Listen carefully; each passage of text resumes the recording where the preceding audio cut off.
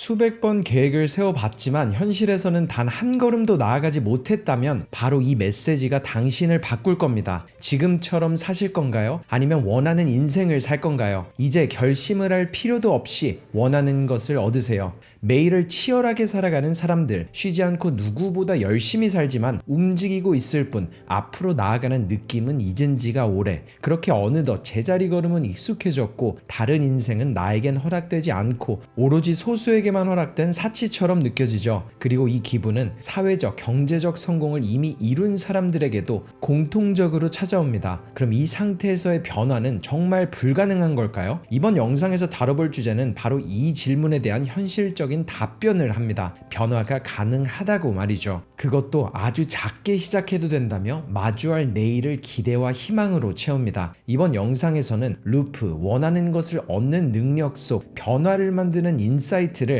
여러분과 함께 나눠보려고 합니다. 가장 먼저 저자는 이렇게 말합니다. 변화는 의지의 문제가 아니라 구조의 문제입니다. 제가 말하는 구조가 바로 핵심 개념 루프이죠. 거창한 개념이 아니라 쉽게 말하자면 반복되는 행동이 만들어낸 길이며 한 번 지나가면 끝나는 길이 아니라 어느새 다시 그 길로 돌아오게 되는 익숙한 통로와 같죠. 즉 여러분의 제자리 걸음이 반복된 이유는 내가 부족해서가 아니라 나를 과거에 묶어놓은 루프가 강했기 때문이에요. 당신이 아직 변하지 않았다면 과거의 루프가 지금도 쌩쌩 돌아가고 있다는 증거입니다. 그러니 중요한 건 그 루프를 그냥 두느냐 다시 설계하느냐입니다. 변화는 결심으로 시작되는 게 아니라 반복되는 행동이 바뀌는 순간 시작됩니다. 웨비우스의 띠처럼 반복되며 자연스럽게 이어지는 행동 패턴 때문에 우리가 여태 같은 결과를 얻고 있었다는 통찰. 저자의 말을 조금 더 인용해보자면 우리에겐 도전 없이 살아가는 하루가 어느새 기본값이 되어버려서 우리는 새로움보다 익숙함을 따릅니다. 그러다 소위 말하는 현타가 찾아오고 이 정도면 괜찮겠지라는 말을 하며 또다시 스스로를 설득하죠.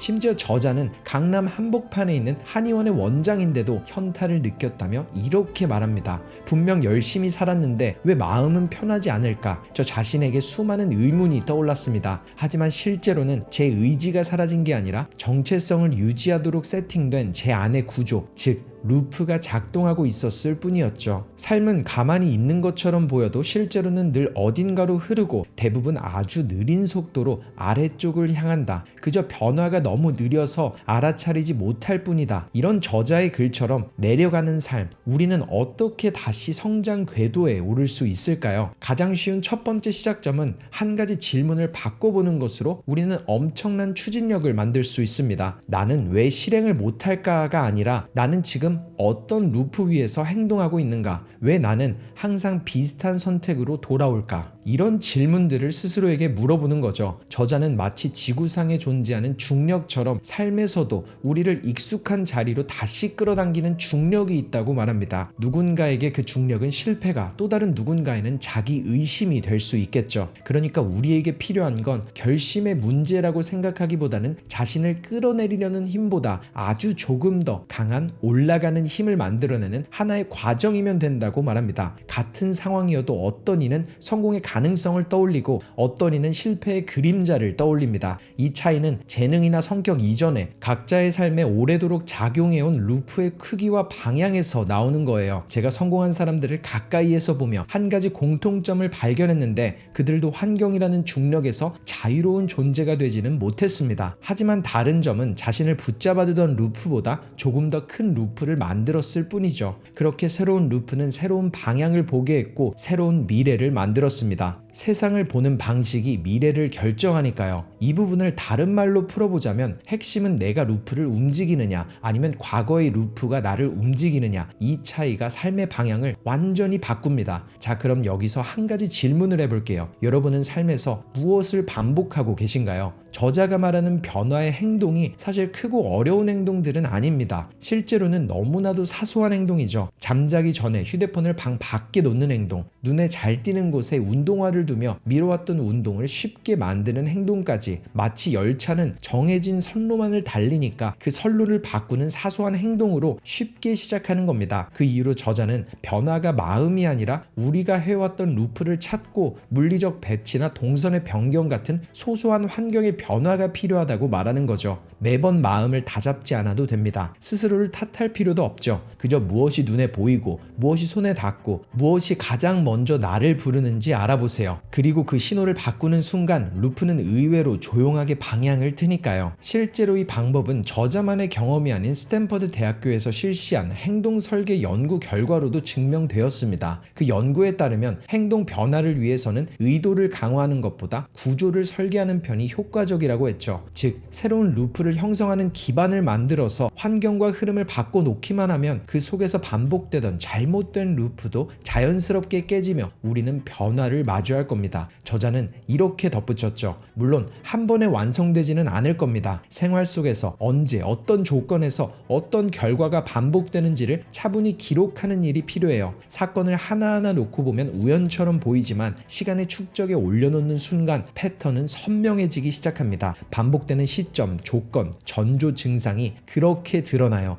어떤 사람은 금요일 오후마다 불필요한 지출을 하고 또 다른 사람은 중요한 발표 직전에만 극도의 불안을 느끼는 것처럼 말이죠. 아이스크림은 단순한 음식이 아니라 하루를 버텨낸 나에게 주는 즉각적인 위안이고, SNS는 정보가 아니라 불안을 잠시 잊게 해주는 진통제에 가깝습니다. 넷플릭스는 콘텐츠가 아니라 생각하지 않아도 되는 시간인 거예요. 즉, 우리는 문제 행동을 반복하는 게 아니라 익숙한 보상을 반복하고 있습니다. 그래서 야식을 끊으면 군것질이 늘고, SNS를 끊으면 쇼핑 앱을 켜고, 넷플릭스를 줄이면 유튜브 쇼츠를 넘기죠. 루프는 사라지지 않고 형태만 바뀔 뿐이니까요. 그렇기에 루프를 바꾼다는 것은 구체적인 작업이라고 할 수 있어요. 추상적인 다짐이 아니라 환경, 동선, 순서, 시작 신호 등을 모두 다시 설계하는 일입니다. 물론 이렇게 들은 시작점은 조금 버겁게 느껴질 수도 있을 거예요. 저자는 여기서 멈추지 않고 가장 현실적인 대안을 제시합니다. 멈추는 데서 끝내는 게 아니라 대체할 새로운 행동, 새로운 루프를 만드는 거죠. 그러니 이제 나의 부정적 루프 앞에서 이렇게 스스로에게 물어보세요. 나는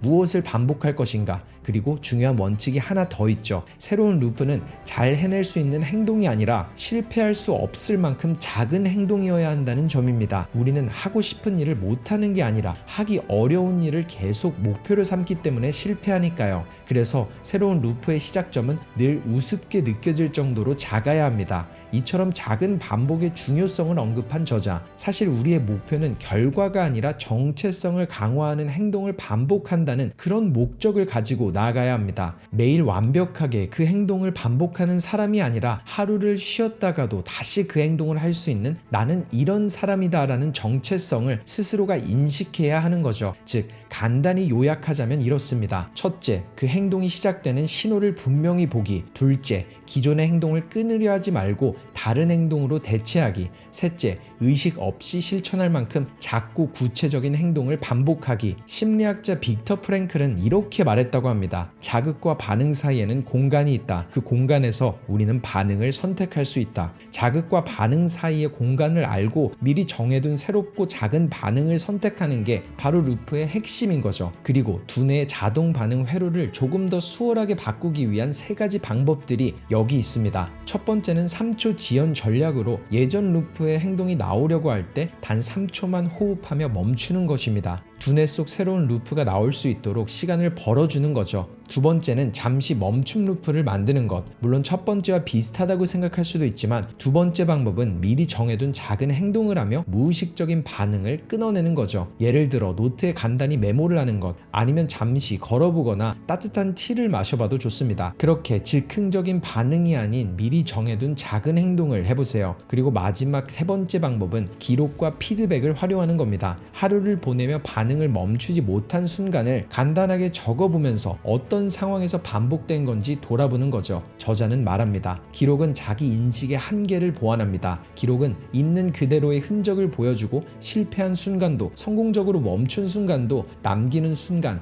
변화는 느낌이 아니라 증거가 되는 거죠. 그리고 생각이 많아질수록 삶은 정체됩니다. 그러니 생각이 많아질 땐 몸부터 움직이세요. 두려움과 걱정은 현실 그 자체가 아니라 움직이지 않을 때 더 커지는 감정의 환상과도 같습니다. 몸을 움직이기 시작할 때 생각은 줄어들고 삶을 대하는 태도도 달라지기 시작할 거예요. 그리고 잊지 마세요. 우리는 결심이 약해서 변화에 실패하는 게 아니라 대부분의 변화는 결심이 너무 크기 때문에 실패합니다. 그래서 변화는 의욕적인 날이 아니라 평범한 날들에서 만들어집니다. 컨디션이 좋지 않은 날에도 기분이 내키지 않는 날에도 이어진 선택만이 누적의 결과인 루프로 나타나니까요. 운이 아니라 구조를 만드세요. 삶에서 운이 좋아 보이는 사람들의 공통점은 그들은 운을 기다리지 않고 구조를 바꿨다는 거예요. 즉, 누가 더 열심히 사느냐가 아니라 어디에서 반복하고 있느냐가 문제인 겁니다. 내가 반복해온 것이 나를 만듭니다.